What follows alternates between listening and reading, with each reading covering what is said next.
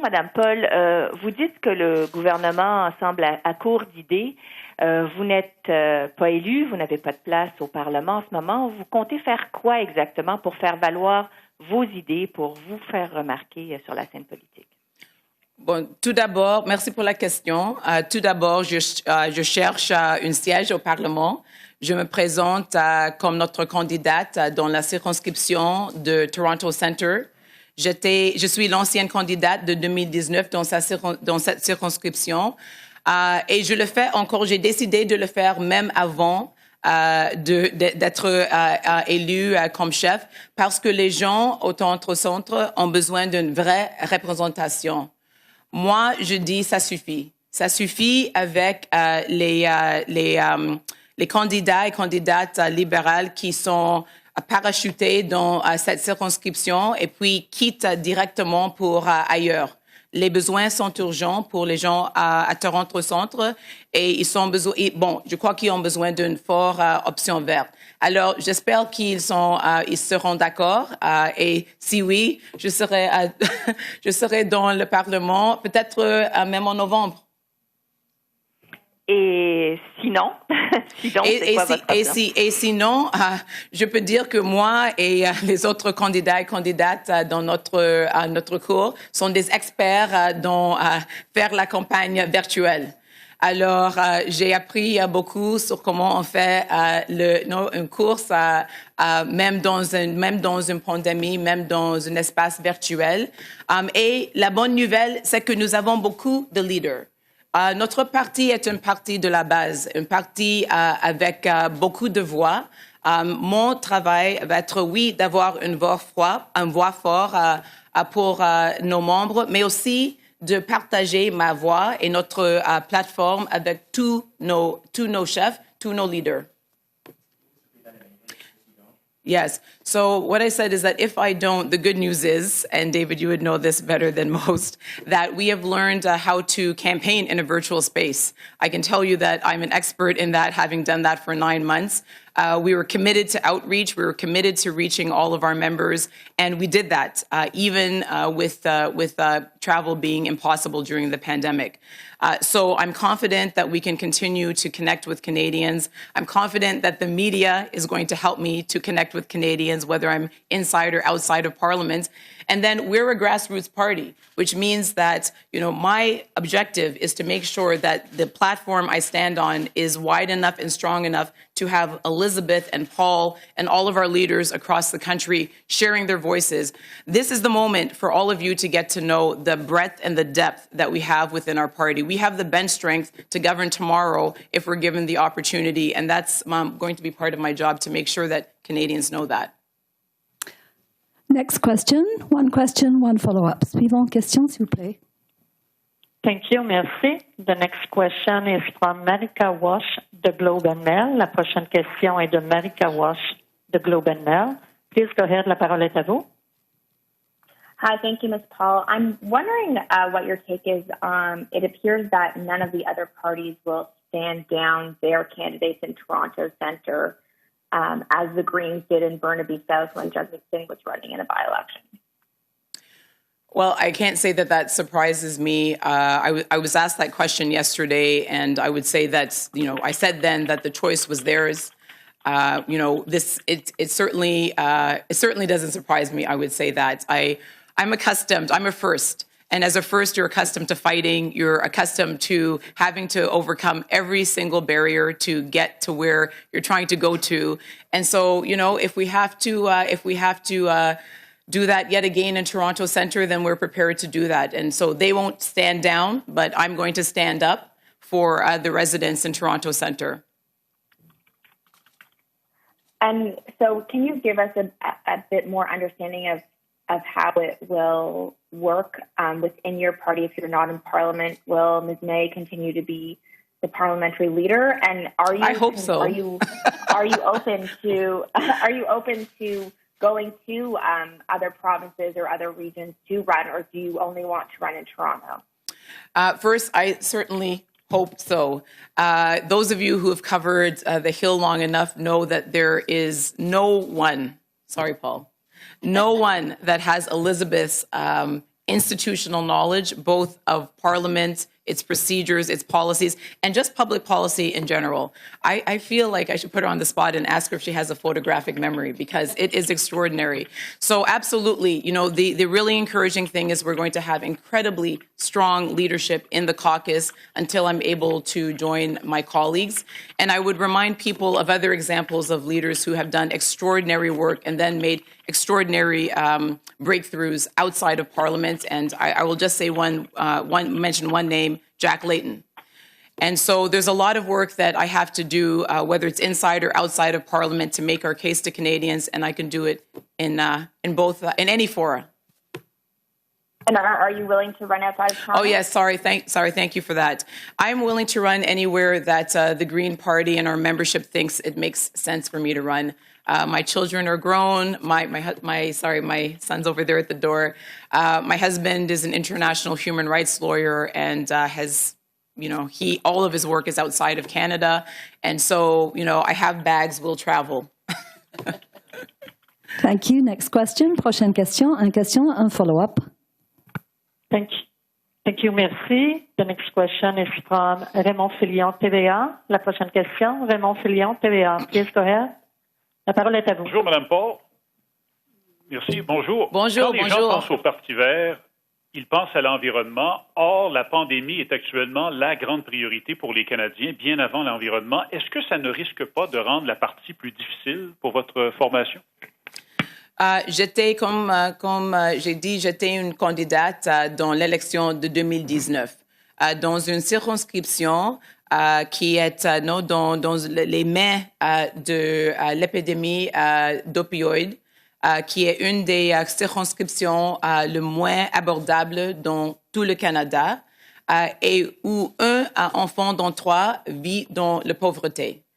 Alors, je sais très bien que d'être un vrai parti, un parti pour les peuples, il faut être un parti qui parle et qui s'occupe des enjeux sociaux.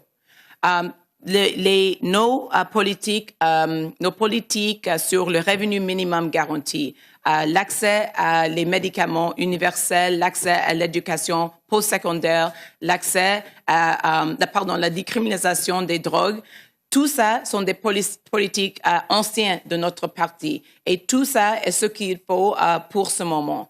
Alors, je sais très bien que, c'est mon travail, mais si les gens au Canada prennent un moment à penser de notre parti et de penser de nos politiques, ils vont voir que c'était nous qui avons proposé les politiques dont nous avons besoin en ce moment. Quel est votre message aux électeurs du Québec, qui est quand même une province où votre parti n'a pas encore réussi à remporter de siège? Qu'est-ce que vous leur dites pour essayer d'attirer leur attention? Je leur dis bonjour. Bonjour, comme quelqu'un qui est la mère de 2 membres de la francophonie. Mes 2 enfants étaient éduqués en français. Ils ont commencé leur éducation en français dans nos écoles publiques francophones et ils font membres de la francophonie. Alors, c'est très personnel pour moi. Je suis hâte à travailler avec notre parti pour devenir un parti complètement bilingue. Je sais qu'il y a des barrières pour les gens qui aimeraient être bilingues. Dans mon cas, je suis juste une ancienne étudiante de l'immersion française. Et ma mère et ma famille ont fait des énormes efforts pour que nous soyons bilingues. Et je remercie ma mère pour ça. Les gens au Québec sont énormément progressistes. C'est là où nous avons eu 500 000 personnes dans les rues pour réclamer un vrai plan pour attaquer la crise climatique. Alors, moi, je dis bienvenue à tous les progressistes au Québec qui cherchent une maison. En ce moment, ils n'ont pas de maison. Ils n'ont pas de maison dans une partie fédérale. Et c'est chez nous. Alors, moi, dès le premier moment, je vais aller chercher ces votes. Je vais aller chercher des nouveaux membres au Québec. Et je dis qu'il y a toujours une place chez nous pour eux. Thank you. Questions on the floor now, please. One question, one follow-up. Question ici dans la chambre, s'il vous plaît. Bonjour. Christian Noël de Radio-Canada. C'est toujours le cas après une course à la direction du parti. Il faut essayer de réunir les différentes factions. La gauche du Parti vert était très forte. Il y a aussi des éléments au sein du parti qui sont en faveur de boycott et de sanctions envers Israël. Comment est-ce que vous allez réunir ces gens-là et est-ce que ces gens-là qui demandent boycott et divertissement et sanctions ont une place au Parti vert? D'abord, je félicite tous les candidats et candidates. C'est remarquable que nous avons réuni 8 personnes autant qualifiées pour le rôle, pour passer 9 mois à lutter pour gagner ce place. Alors, je les félicite et je leur dis que c'était très bon pour notre démocratie interne, mais aussi externe, de voir que c'est possible d'avoir un échange d'idées. Malheureusement, parce que les autres partis ont concentré tellement de pouvoir dans leur chef, dans leur petit entourage, qu'on oublie que dans une démocratie, il faut avoir des échanges d'idées. Et c'est comme ça qu'on crée des bonnes politiques. Alors, je crois qu'il y a des places pour tous ces points de vue. Nous avons des valeurs partagées. Et si un membre partage ces valeurs, je leur dis bienvenue. Nos politiques sont créées par nos membres. Nous sommes en train de commencer le processus pour notre prochaine convention de politique qu'on va célébrer en janvier ou plus ou moins. Bon, c'est pas clair. Bon, mais l'année prochaine. Et c'est là où nous allons décider quelles seront nos politiques pour les prochaines 2 années, quelles seront nos politiques pour la prochaine élection. Et après ça, ce serait mon rôle de représenter ces politiques. Yes. Swivel. So what I said is that this is what a healthy... First, I wanted to thank the candidates that presented themselves to run. This was 9 months. I'm sorry, my voice isn't really totally up to the job today. This was 9 months of working very, very hard, of hundreds of people, thousands really, working across the country to support their candidates and to help them to win. And so I thank them for their contribution, and I thank them so much for the very, very healthy exchange of ideas that we had. It is really remarkable that we were able to get 8 candidates of such high quality to commit to running in this race. And I say to them, that their contribution has changed the party for the better. And then I also remind people that this is what healthy democracy looks like.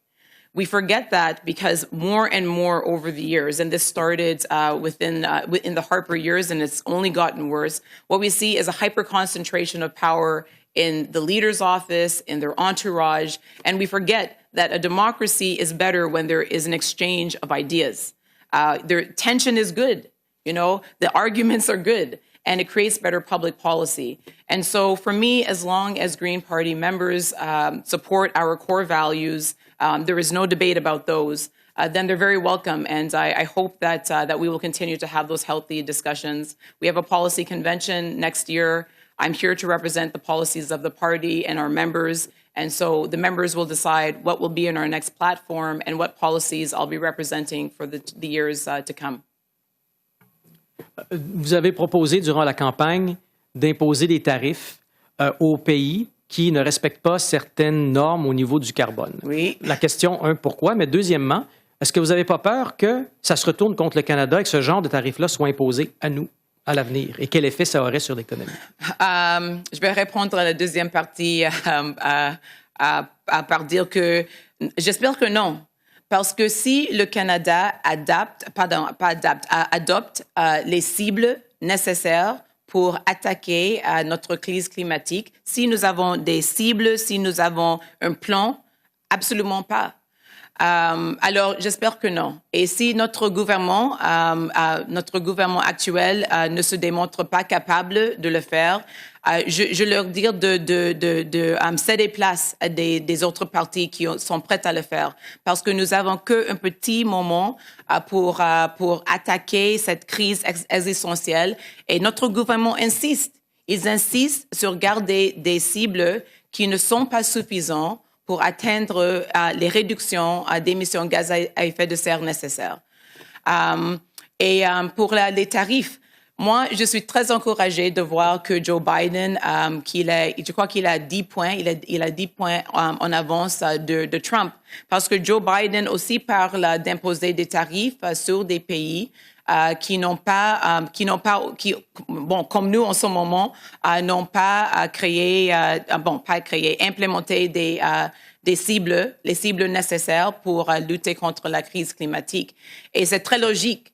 Ça ne vaut pas la peine d'avoir une excellente politique nationale sur la crise climatique si les produits qui sont importés des autres pays avec des faibles cibles peuvent entrer. C'est pas bon pour notre économie, c'est pas bon pour notre business, nos entreprises. Alors oui, c'est une idée extraordinaire. Ça nous donne une opportunité. Désolée, c'est 3 jours d'entrevue. Ça nous donne une opportunité d'encourager les autres pays à adopter ces cibles.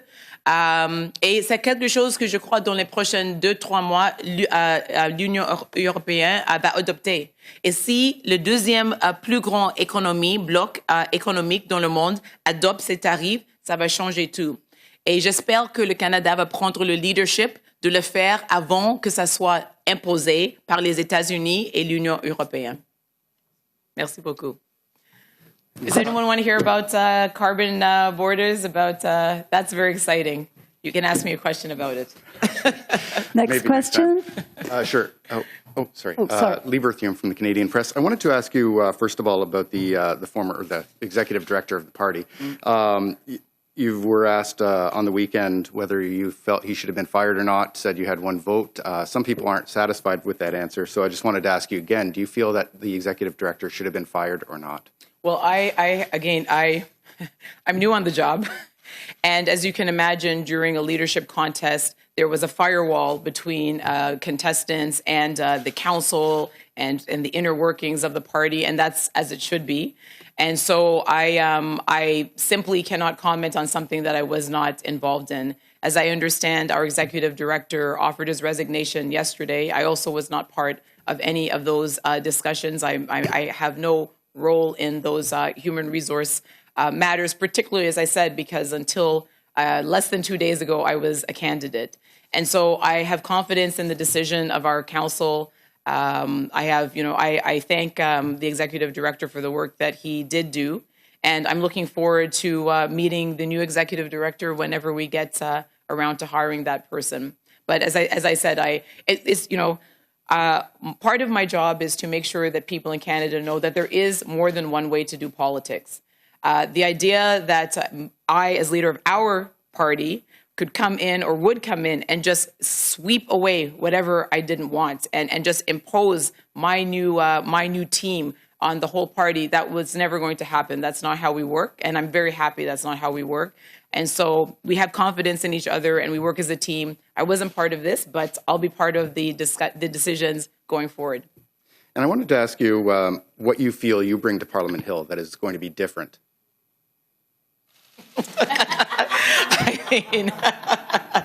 Just to put the obvious aside for a second.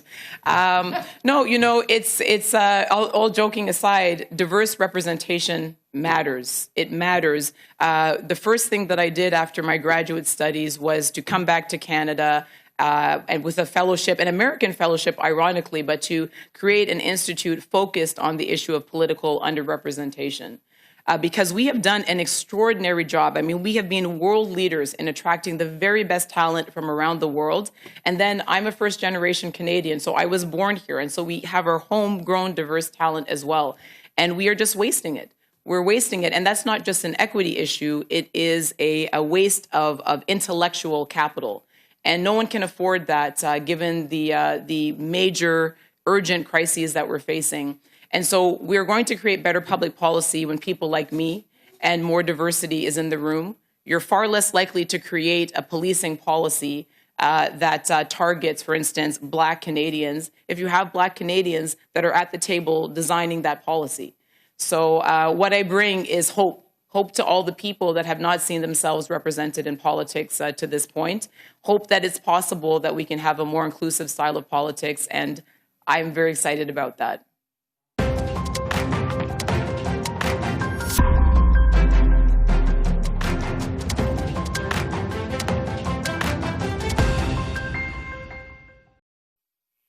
Bonjour, M. Lametti. Donc, une première question pour vous. J'en comprends que c'est donc le même projet de loi exactement que vous présentez qu'au mois de février. Est-ce que vous êtes conscient que la prorogation de votre gouvernement a eu pour effet de retarder cette aide médicale à mourir? Je n'ai pas entendu la partie de la question qui était la question. Pouvez-vous juste répéter? Merci. Désolé. Oui, excusez-moi. Oui, je recommence. Je voulais juste, de un, clarifier si c'était effectivement le même projet de loi que celui que vous avez déposé au mois de février. Et deuxièmement, je voulais savoir, en fait, là, vous êtes obligé de le redéposer, ce projet de loi. Est-ce que vous êtes conscient que c'est entre autres à cause de la prorogation, dans le fond, que vous avez dû retarder cette aide, l'aide médicale à mourir pour les personnes qui en ont besoin? Donc, les réponses sont oui et oui. Donc, oui, c'est le même projet de loi. Et oui, nous sommes très confiants que nous avons trouvé, comme première étape, un compromis qui est acceptable après nos consultations à travers le Canada, avec, comme j'ai dit, plus de 300 000 Canadiens à travers le Canada, ainsi que plus de 125 experts et fournisseurs des services médicaux à travers le Canada. Donc, nous sommes très confiants qu'on peut trouver un consensus dans les deux chambres du Parlement. Est-ce que vous vous êtes déjà assuré de l'appui de tous les partis d'opposition et au Sénat? Nous avons des appuis de certains partis, mais il faut travailler pour avoir un consensus plus ample. Mais comme je viens de dire, nous sommes confiants que ça va aller dans les deux chambres.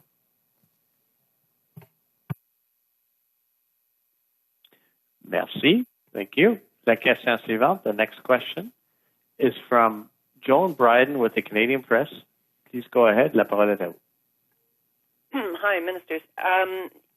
You've only got just a little better than 2 months to get this passed by both chambers. And, you know, this is a very serious bill, literally involving life and death. How do you expect to have a proper debate in such a short period of time, and proper consideration and scrutiny and you know, potentially amendments? Thank you for that very important question. Well, remember, these discussions had begun when we introduced the bill the first time. So we're going to build on that, first of all. We're going to build on our consultations and our consultations with experts. We felt at that time, and we still feel it is the case now, that this bill is the product very much of a consensus that Canadians are ready for, and therefore that should be reflected across both sides of the aisle and in both houses. So we're pretty confident. We'll do everything we can in terms of trying to build consensus with our parliamentary partners in both houses to make sure that the bill gets heard and discussed and debated properly. But we are confident that this can move expeditiously. And I would flip the last part around to say that Canadians expect us to do this quickly. Canadians have spoken with respect to the measures that are contained in this bill. And therefore, it's up to our parliamentary partners to work with us to get this passed by the 18th of December. That's a deadline that the Quebec Superior Court has given us. Follow up? Go ahead. Yeah, I'm wondering how amenable you are, or how open you are to amendments. As you are aware, there were a number of people, doctors, advocacy groups, and so on, who were upset with this law when it was first, this bill when it was first introduced in February, and who felt that you were imposing needless restrictions on people who are suffering intolerably but not reasonably close to death. Are you willing to entertain some changes to this? Look, we're always open to a proper parliamentary process. We're always open to considering what other parliamentarians suggest, and that's often based on expert advice and other opinions that are extant in Canadian society. So, of course, we'll be open to looking at that. We do think we are being reasonable in the kinds of criteria that we have You've heard my two colleagues here today speak on some of the motivations behind those criteria, and the process that led us there. I think we're confident that we're in a good place, but of course we'll be open to working with our parliamentary colleagues. Next question on the phone, if there are any. Yes, sir. Thank you. La question suivante, the next question is from Mélanie Marquis de la Presse. Please go ahead. La parole est à vous. Merci. Ma question est pour Monsieur Lametti. Le projet de loi C7, là, je pense que c'est la même désignation qu'il a, C7 aussi, dans cette nouvelle session. Avait pas franchi encore l'étape du dépôt. Il n'y a pas eu de débat, il n'y a pas eu de comité non plus. Dans quelle mesure êtes-vous confiant de respecter, d'être en mesure de faire adopter la loi d'ici le 18 décembre, qui est la date butoir? Nous sommes très confiants. Je dois dire, d'abord, on avait commencé le processus avec le dépôt dans l'ancien Parlement, dans l'ancienne session. Et donc, on avait commencé à bâtir des ponts, bâtir des relations avec d'autres parlementaires. Nous avons basé ce projet de loi sur des consultations à travers le Canada, avec les Canadiens et les Canadiennes, avec les experts dans le domaine, avec les familles, avec les personnes qui ont eu une expérience avec l'aide médicale à mourir. Et donc, nous sommes très confiants que le peuple canadien est prêt. C'est un consensus qui, je crois, trouve sa réflexion dans le projet de loi. Et donc, nous sommes confiants que nous avons le peuple canadien derrière nous. Et en conséquence, les parlementaires, je crois, vont travailler ensemble pour faire en sorte que le délai soit respecté. Oui, puis merci en suivi toujours pour vous, M. Lametti. Je ne sais pas si vous avez des chiffres, mais depuis le début de la pandémie, donc en mars, saviez-vous s'il y a eu un impact, s'il y a eu une fluctuation du nombre de demandes d'aide médicale à mourir au Canada? Je n'ai pas le chiffre devant moi pour le Canada. On peut vous fournir un tel chiffre si ça existe. J'ai eu quelques demandes du Québec selon le processus établi dans l'arrêt Truchon. Mais ceci dit, ce sont deux questions indépendantes, mais aussi liées. Donc, indépendantes parce que les critères dans le projet de loi sont différents que les processus suivis pour traiter la COVID. Mais évidemment, il y aura des questions de surimposition de temps en autre, mais ce sont des questions pour des médecins et pas pour des politiciens. Pour l'arrêt Truchon, il y en a eu combien à peu près? Vous disiez, j'ai eu des chiffres pour l'arrêt Truchon. On va revenir là-dessus, mais c'était 4 ou 5 de ma connaissance, mais on va confirmer.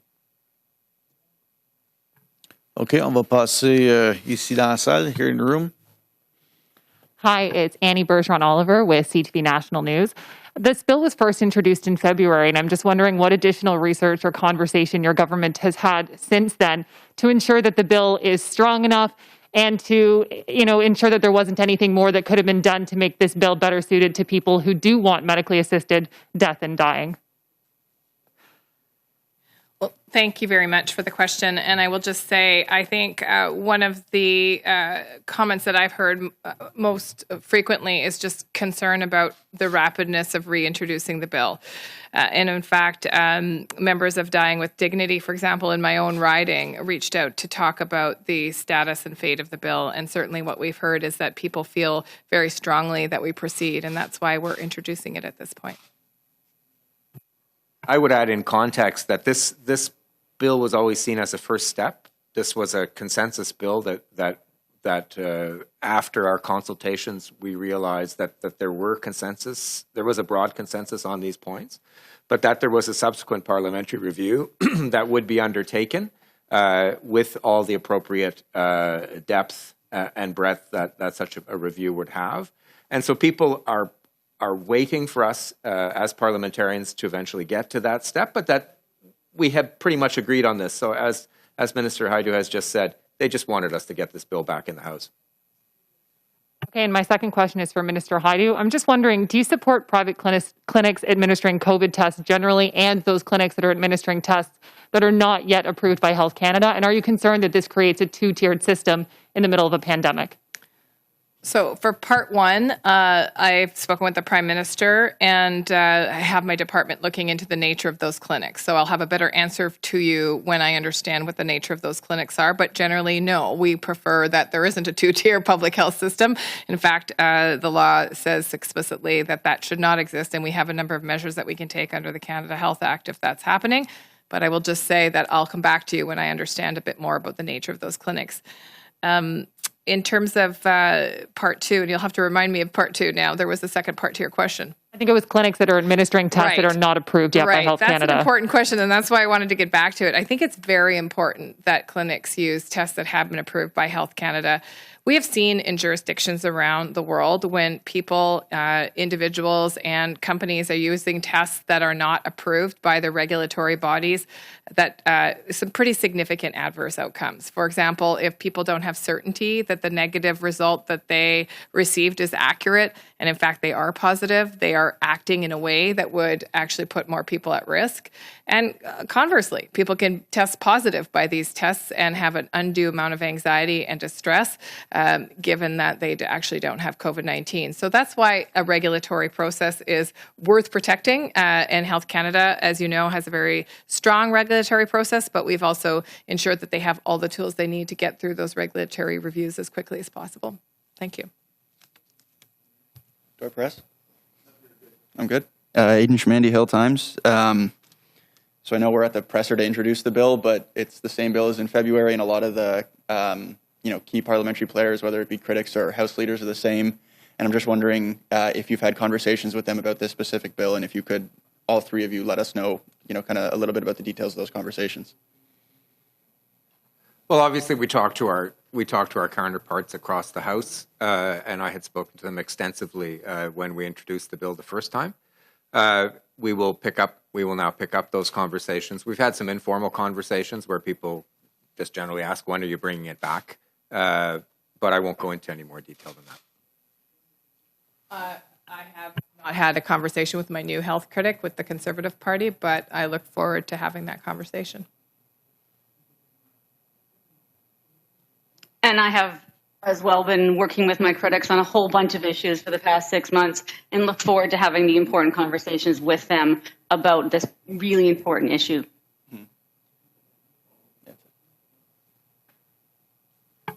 Okay, go for another few questions over the phones. Thank you. The next question, la prochaine question est de Josh Grant de CBC Montréal. Please go ahead. La parole est à vous. Mr. Grant, your line is open. Hello? Hello? Yes, we hear you, Mr. Grant. Yes, good afternoon, ministers. I was just wondering if you could expand a little bit and explain. You said there's going to be 2 tracks to access medical assistance in dying. If you could just explain a bit about how those are going to work and what those changes will mean for people when they want to access this. Thank you for the question, and you're absolutely right. What we heard profoundly in the consultation were actually 2 themes, and one was the theme that the current legislation as it exists had posed extra barriers to people who were, in fact, at the end of their life, imminently dying.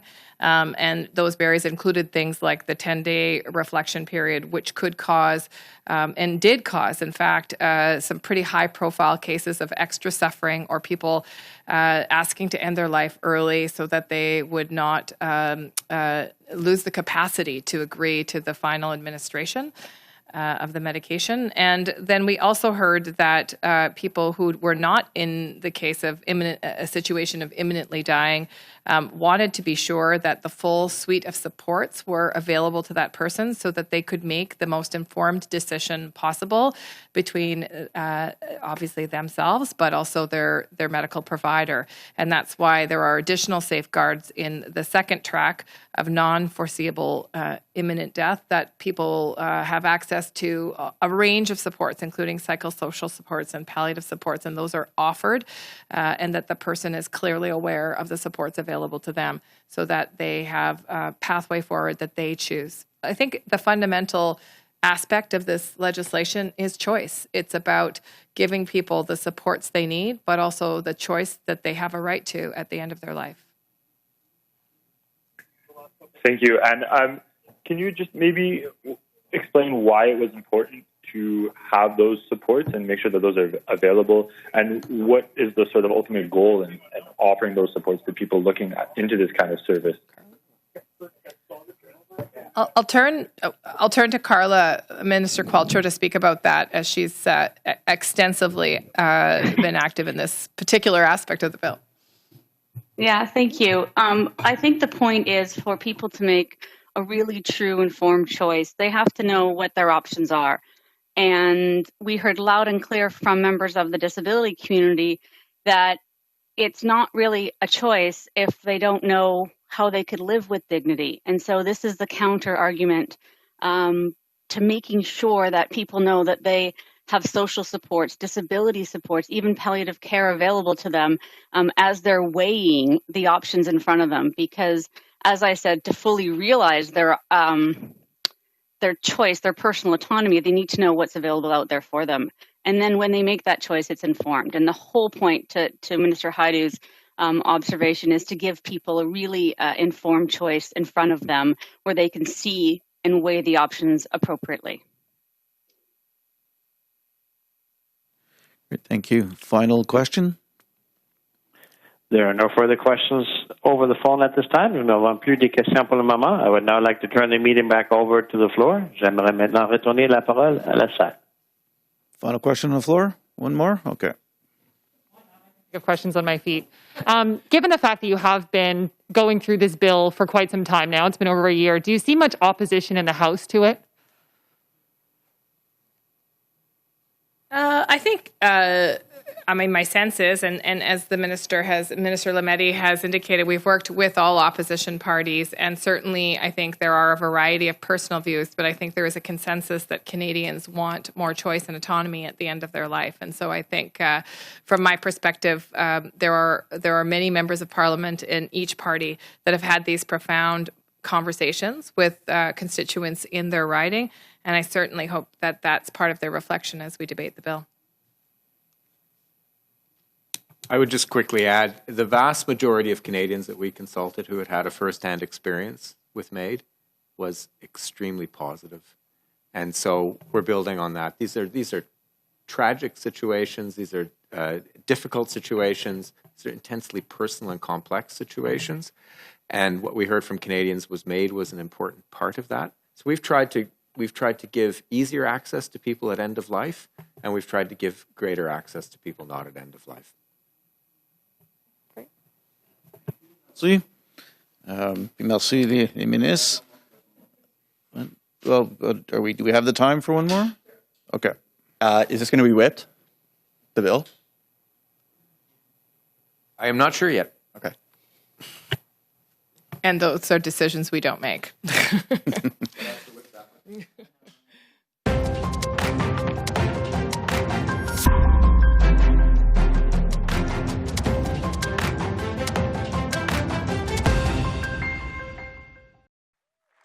Mr. Speaker, around the world, countries are procuring hundreds of millions of rapid tests. The WHO procured 120 million, the United States 165 million, France is performing 1 million tests a week, and Italy now has 30-minute tests at their airport. But on Friday, we learned that this government is blocking Manitoba from being able to procure their own rapid tests. The Prime Minister has been months late on securing rapid tests for Canadians. Why are they now making the provinces go to the back of the line as well? The Honourable Deputy Prime Minister. Mr. Speaker, let me just begin by congratulating the member opposite on his election as Leader of the Official Opposition, and to say how pleased I was by his and his wife's recovery from COVID-19. I share the member opposite's view that rapid testing is absolutely essential to our health. It is absolutely essential to our economic recovery. That's why I'm pleased we bought 7.9 million rapid tests last week. The Honourable Leader of the Opposition. Mr. Speaker, the Deputy Prime Minister said rapid tests are essential, but her own minister is sending mixed signals from the federal government. Last month, the health minister said that provinces were free to develop and deploy their own rapid tests. 9 days later, the health minister told the government of Manitoba that they could not buy the recently approved Health Canada test. The health minister has flip-flopped on the border, on the risks of COVID, on the use of masks, and now on rapid tests. When will the government stop interfering in provincial COVID plans? The Honourable Deputy Prime Minister.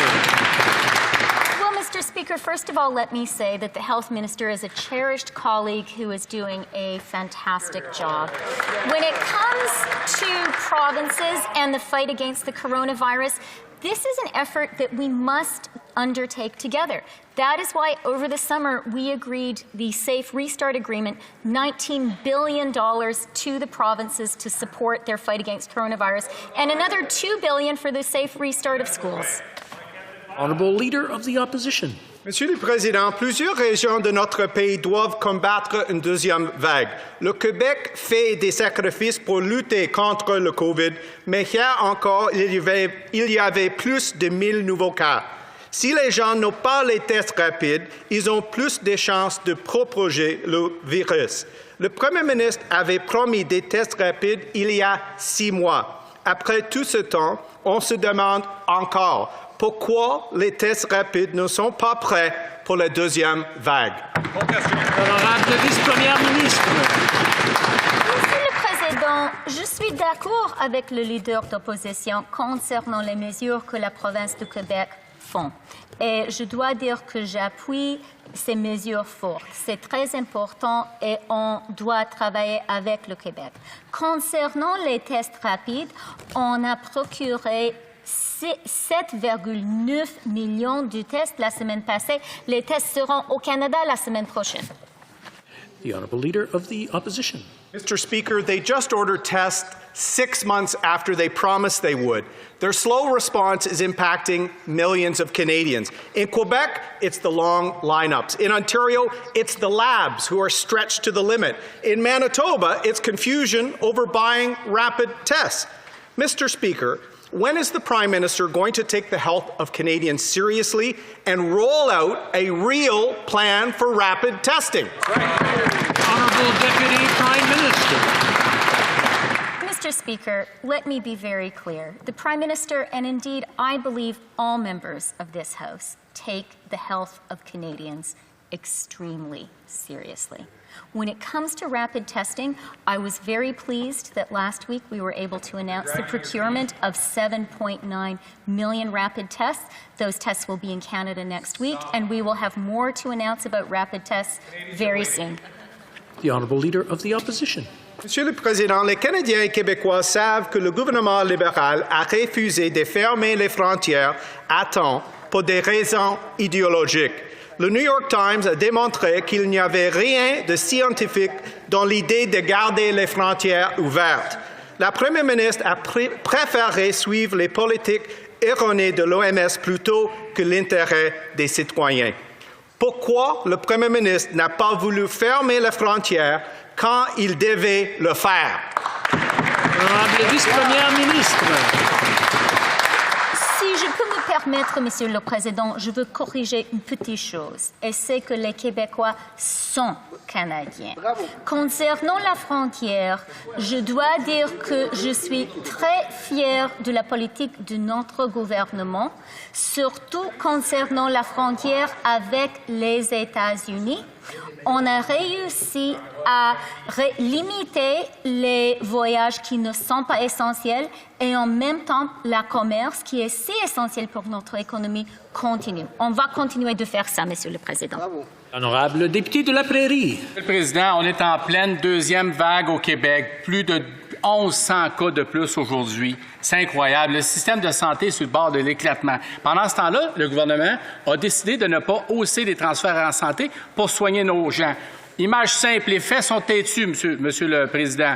Ce gouvernement-là a dépensé près de 300 milliards de plus dans la pandémie, 500 millions seulement en santé pour soigner les gens dans une crise sanitaire. C'est chaque 100 $ qui est mis par ce gouvernement-là dans l'économie.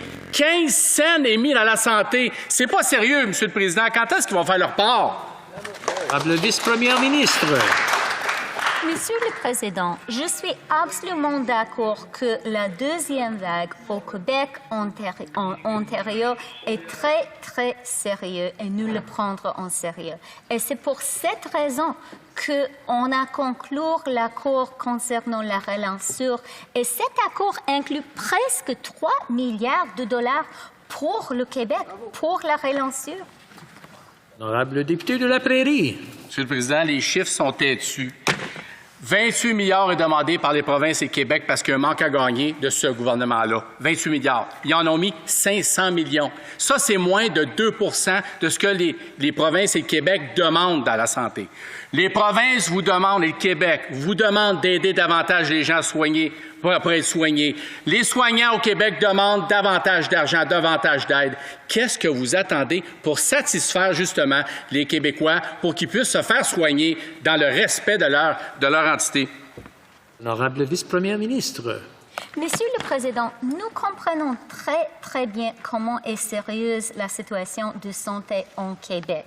Et c'est justement pour cette raison qu'on a donné au Québec presque 3 milliards de dollars pour la relance économique et pour des mesures sanitaires.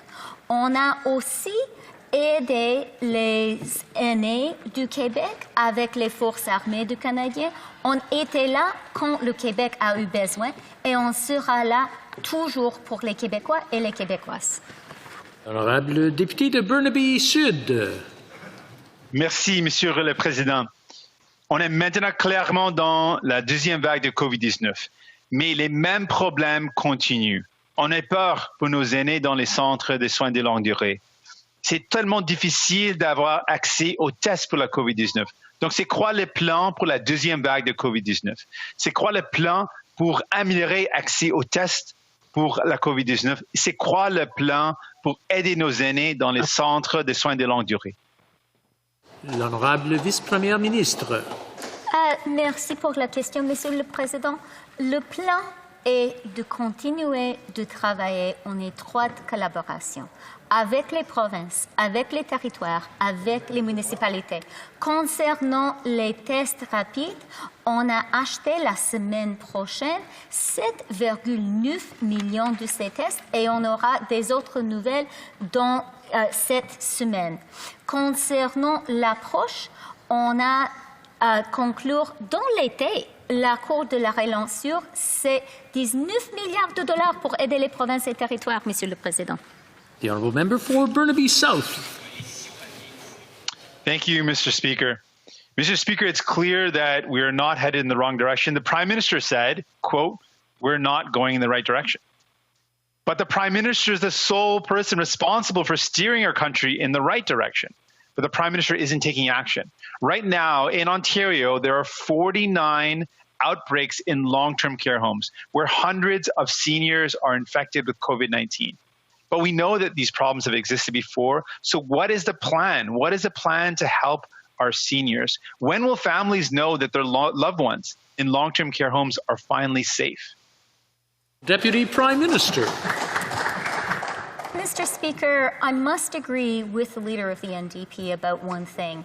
We truly are at a crossroads when it comes to COVID-19. The second wave is here right now, particularly acute in Quebec and in Ontario, and each one of us has a responsibility to do everything we can to flatten that curve. When it comes to fighting the coronavirus, we are committed to continuing to work in close collaboration with the provinces, with the territories, with municipalities. It's the Canadian way, and we're going to keep on doing it.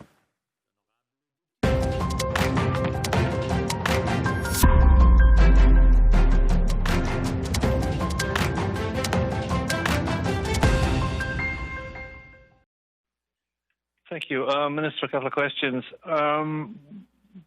What does Canada bring to the conversation in Nagorno-Karabakh? I mean, it's not really in Canada's traditional area of operations, and you have no peacekeepers anywhere nearby. What are you hoping to contribute to the conversation? Well, I would say Canada brings credibility when it comes to speaking for the protection of civilians, the protection of human rights, and making sure that we work with the presidency of the OSCE. I've been in touch with my colleagues from Albania, which currently holds the presidency, to see how Canada can play a role. You've seen Canada involved when it comes to Belarus. You've seen Canada involved when it comes to tension in the Eastern Mediterranean. And you've seen Canada involved when it comes to Nagorno-Karabakh. And I think it's an example where Canada can play a meaningful role in the international arena. Everyone, I would say, respect the position of Canada. That's why you've seen, David, that not only we spoke for Canada, but Canada has been the one who has gathered also the international community. Our first statement was with the United Kingdom.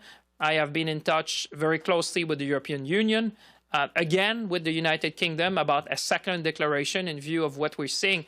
So I think what you're seeing is Canada being this honest broker, the convener, where we can make sure that we bring the voice of the international community together based on values and shared values and principles. And that's why I have taken upon me and representing Canada to play a meaningful role to de-escalate the violence, to call the parties to come back to the negotiating table, to call it for what it is. Also, when we see allegation of external parties getting involved, and to make sure that we keep an open channel of communication and hopefully bring back the party under the Minsk process as soon as possible to reduce and to prevent civilian casualties. And secondly, how much responsibility do you think Turkey bears for what's going on? Well, we are concerned by allegations of external influence. I mentioned we've seen allegations of Syrian mercenaries. We've seen different countries getting involved directly or indirectly in this conflict, and that is of concern. That's why when the Prime Minister announced that I'll be going soon to engage with my European counterparts, is to develop a common response. I think that the community, the Armenian community in particular in Canada, has been very vocal in making sure that Canada pays all the attention necessary to this conflict. We have been engaging through a number of partners in Europe as well, and we will continue. I think that's the role that Canada can play. You've seen us. I think I certainly want to make sure that the voice of the community is heard, that we play a meaningful role in bringing back the party. And you saw I had a fairly long conversation with my Greek counterpart the other day, almost an hour, talking about the situation in the region. And we certainly want to play a meaningful role to the OSCE, to the presidency, with the EU, with the UK.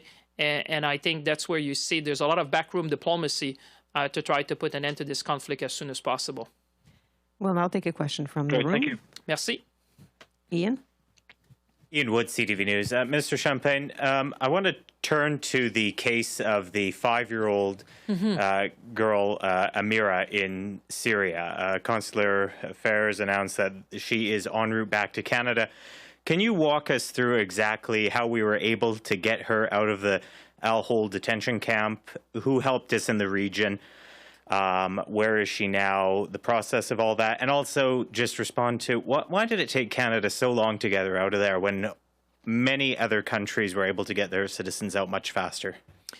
Well, first of all, we're pleased that the sole Canadian orphan is on her way back to Canada. I just saw when I was at QP that the plane which is bringing her back to Canada has landed in the first point here in Canada. I think they're refueling as we speak, and will be on the child will be on its way to final destination in Canada. And obviously, I want to respect the privacy that the family has demanded. But when it comes to Canada, there was very specific, there was a unique set of circumstances and facts which call for a humanitarian response. And we know that Canadians would expect their government to show empathy in cases like that. And that's what we've done. So we've worked with a number of agencies across government. You signed my statement that I did thank the Armed Forces of Canada, which have been working superbly with our diplomats to make sure that in a very complex situation, we were able to repatriate the child safely. I would say that with all these operations, it is very complex. We have a duty of care to our employees. The situation with respect to other Canadians who are currently in northeastern Syria is not changing. We don't have a diplomatic presence in Syria. The situation is very complex, changing rapidly. What we're doing, though, is to inquire about their well-being on a regular basis, and we'll continue to do that. But I think today Canadians can rejoice that the sole Canadian orphan has now touched ground in Canada onward to final destination. And I think that's what Canadians expected from their government. That's what we did. Right. And I just wanted to clarify. Did we work with the Kurds to get her out? And again, when other countries like France and Australia managed to get people out 6, 8, 12 months ago, it's taken us quite a while to get one child out of northeastern Syria. What could we have done to have expedited this? And as my follow-up, though, second question, I just want to ask, Canada has, you have said that we will look at stopping arms exports to Turkey because of possible human rights violations there. They're a NATO ally. Are we going to be taking these steps with Saudi Arabia with our export of lavs there? So let me come back to your first point, which was the contact. Obviously, I think you can expect the Kurdish authorities to issue a statement later on today with respect to the assistance they have been providing to this child. And certainly, we are, when you were referring to the amount of time, I think I want to thank the family which has been with us all along, which has trusted us to mount a successful mission and operation to ensure the health and safety and security of everyone, including the child. And I'm grateful that we could do that in a safe manner. And I think Canadians would understand that when you're entering in a conflict zone, people would understand that it was right to take all the steps to ascertain the identity, certain citizenship, and then mounting an operation which requires the involvement, like I said, of the Canadian Armed Forces. With respect to the permits, just to be clear, what I've suspended is the permits that were alleged in the recent allegations that some cameras, some equipments would have been used by the forces on the ground in the conflict in Nagorno-Karabakh. And I did that because under the law, I'm allowed to suspend permit pending investigations where we will gather further evidence to make sure that all exports comply with the spirit and the letter of the law. Like I said, we have one of the most robust regime when it comes to export. And that's what Canadians, I think, expect from us. I don't think you can compare the situation with other exports that you mentioned. I think we're looking at every export, whether it's in the case of a Canadian company exporting equipment in Turkey or Canadian company exporting equipment in Saudi Arabia. The set of rules that we have under the law and the regulation require the Minister of Foreign Affairs to look at a piece of equipment with respect to a destination, with respect to the use of the equipment, and a end user statement. So we're doing a very thorough due diligence. I take that responsibility very seriously. And certainly we'll continue to assess. And I said I will not hesitate to suspend or cancel any permits where we have credible evidence that they would be used against the Arms Trade Treaty. And because human rights are now enshrined in Canadian legislation when it comes to assessing export permits. So I take that responsibility very seriously, as Canadians would expect from their foreign minister.